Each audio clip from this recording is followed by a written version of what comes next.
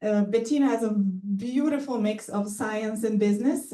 She had a lot of experience in designing and working with iPSC-derived cells, also cardiomyocytes, and together with Peter and Matthias, she also is co-founder of a CRO company called In-vitro.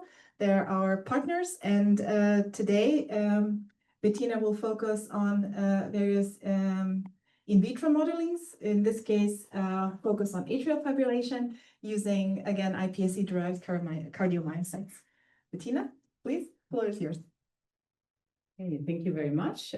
Also, again, thank you very much for the kind introduction. You almost took away everything I wanted to say, so I don't really have to introduce myself, but I will do it in case some people were not listening. So yes, I'm Bettina Lickiss from In-vitro. We are a CRO partner company from Nanion Technologies, and we have a very specific niche that we work in, especially the cardiomyocyte field, so we're very well placed in this session. And we'll show you with all the cell analytics systems that Nanion Technology has, what we are doing with it, how we are placing it. And today, basically, I'm showing you a little bit of the atrial fibrillation model. And the ones for you that basically are regulars and come every year, you may have seen from last year from Jamie, he's from Axol, basically the pre-version of my talk, the basis of my talk, where he showed you the atrial and the ventricular cardiomyocytes and how we cope work-wise, address them and characterize them. And then we chose this atrial model to do our atrial fibrillation assay. So, but before we step into that a little bit more deeply, I show you what exactly we're doing with all the assays that we're having. So thinking of all the contractile cells, especially the cardiomyocyte, we like to focus on the cardiac contraction cycle and addressing it from electrophysiology over contractility to also going structurally. And for the electrophysiology part, of course, we like to use the CardioExcyte. So with the previous talk, you already heard a lot about what it can do. Impedance-based, it can do EFP modes, so a little bit like MEA system. And that's what we like to do here. And from what I show you today, we will definitely go towards the CardioExcyte and also look at the pacing options, because that's going to be important for the atrial fibrillation model. And then what we also do is kind of hard, because we co-developed with Nanion Technologies, is the flex side. So we focus on contractility and have a very microphysiological system because we have membranes. I'm going to show you a lovely video a bit later on. And then also we go with another impedance device, the Atlas, which you already heard a little bit about, but I think you will show more later on. And I know already that Sonia will also show the people from you who work at the workshop later, 2 days ago, nice data from what you actually have created together. So I will step out of the Atlas for today because you will hear a lot about it, but I will show you a little bit about the flex side and the CardioExcyte. And because we are CRO, and because I was recently at the SBS, where I also said that everything is non-invasive and high throughput and very physiological. I forgot that, miss. But I'm already in my head in the next slide. So I would like to show you how we're actually using it, because at the moment, I think there's a lot of trust already in the NAMs and people love using it. And they are now going towards 2D, 3D, as we have seen before in the talk. And what we are doing as a CRO is actually project-wise, always figuring out what makes sense, right? Because we can go with all of the devices that we have shown you. We can go from 2D monolayer or a mixed cell culture up to organoid level. And depending on what the project will be, is it how translatability-wise has it, and how strengthened it has to, does it have to be? What's the throughput? Can we go a little bit lower or higher? Because the throughput will always have an impact on the costs. And that's all the things we have to fiddle around with, that none of you is getting shocked when we in the end come with a really big pricing, right? So we make it kind of sweet spot wise and offer then the right direction to go into depending on what we're discussing with the client. And the one thing that we're getting at the moment a lot, and I think that actually shows that there's a lot of trust these days already built up, is they don't only want the human iPSC-derived cardiomyocytes, the general ones, they also want the disease models. They're asking a lot about disease models. So what we are doing here is, on one hand, helping with in-house disease modeling, with characterizations of it, and also with the screening of the compounds. And on the other hand, we work with all the commercial cell type providers. And I think, Axol is here today, SCDI is here today. With both of them, we have great collaborations going on for, like, for example, the dilated cardiomyopathy model with L35P, something we're doing with SCDI, and also we do the atrial fibrillation with Axol. So we're going in this direction to provide you with really good disease models that you can use preclinically in various levels, basically. Right. So atrial fibrillation, just a little overview. Of course, we know fibrillation in general, mostly ventricular. In this case, it's going to be very hard focus, of course, in the atrial chamber. That's why it's called atrial fibrillation. And it's actually affecting a lot of people already, 43 million globally, and tendencies are rising. I think they're expected to be like 70 million in 10, 20 years. And the causes are very multifactorial, ranging from age, hypertension, sleep apnea. Of course, if you drink a lot, smoke a lot, etc., everything will have an impact. So be healthy, stay healthy, and you may get out of the atrial fibrillation loop. Otherwise, so for clinically, at the moment, what has been used a lot are small animal models that are being basically stimulated with carbachol into like getting an atrial fibrillation level. Also large animal models, they're getting tachypaced with like a pacemaker. I also learned last night at the lovely dinner that there's a Zitterziegel that's being used. So that was also new to me. And I don't even know what that is translated in English, so I stay with the German.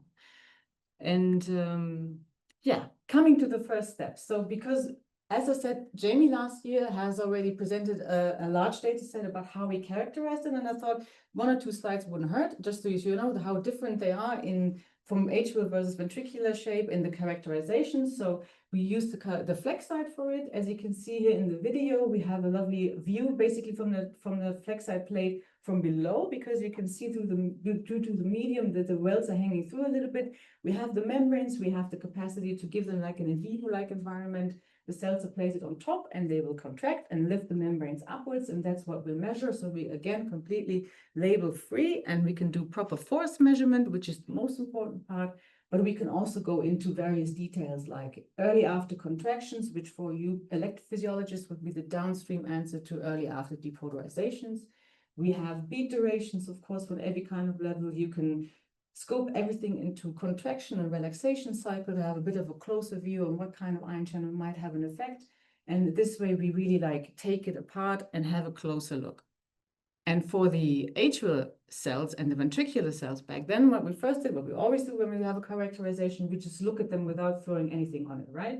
To see how they perform. And you can see on the left-hand side already with the mean beat that we have a very strong ventricular shape. We have strong beat duration, long beat duration, strong contraction force in comparison to the atrial one, which is highlighted in blue. And if you look at the beat rate on the other graph, you see that the atrials are a little bit higher in beat rate than the ventricular ones. So resembling what we would expect it actually quite nicely, of having a stronger ventricle basically and a little bit of a faster atrial chamber.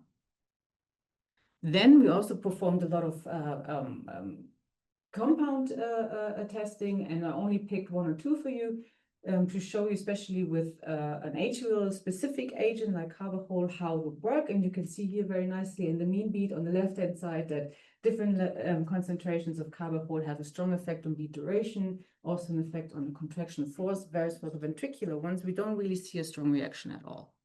And if you look at it a little bit closer, you can see it here as well with the various concentrations, that we have a stable signal for the atrial ones. And if we look at the beat rate here, we see that we have a lowering in beat rate for the atrial ones, but the ventriculars are actually very safe and do not really react to it. And if you remember from what I said earlier, that actually in small animal models, carbachol is used to induce atrial fibrillation. So in here, that would actually look different, but it all depends really on the concentration. And with the highest concentration here, we would also then sense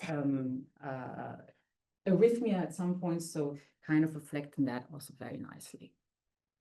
Okay, another data set I'd like to show you is shows a little bit of a different style, is the assay effect, because I also will show you an assay data set later on under atrial fibrillation mode. So I thought it's quite a nice thing here that you can see the atrial cells after 1 minute, and also very different reaction of the ventricular cells. For the atrial cells here highlighted in red, when there's the assay compound on it, after 1 minute we have a strong reaction, beat duration prolongation, also contraction force prolongation. For the ventriculars, interestingly, we do not see that, the contraction force.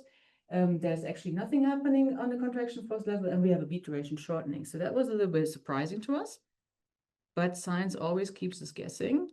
And when we go further into 10 minutes and 20 minutes, we see that for the atrials, it's basically staying the same. Beat duration goes a little bit shorter, but the effect is the same, where for the ventricular ones, we have like a biphasic effect, where we see that the beat duration stays very shorter, but we have a higher beat rate coming in. So I think this is possibly due to that we still are working with slightly immature cells, so calcium handling sometimes can be a bit funny, but the atrial ones were performing really nicely. Okay, now you have seen enough for the compounds just from the cells. They have definitely a different characteristics and also reflecting what we wanted to see. So our next idea was, after we read Will's publication, well, how can we make an atrial fibrillation disease model out of it? And he created such a great protocol that we thought we might use that, and we might use it for the CardioExcyte, because with the CardioExcyte, we have the possibility to do electrical pacing, because for every well, we have a reference electrode, we have a recording electrode, and we have the stimulation electrode. So we can do electrical performances on it and just basically stress the cells as much as we like. And that's exactly what we did. So from the actual protocol, what we did was plating the cells for 9 days on it, on the NSP plates, because 9 days are actually needed to get a really nice EFP signal. And then we tachypaced the cells with 2.5 Hertz for 24 hours to see if we get an electrical remodeling, which would then be seen with an EFP duration shortening. So that was our wish. And then, have to remember, then we would keep the tachypacing on and then started compound measurements, trying to address it with like rescuing effects to see if we can change the EFP duration again.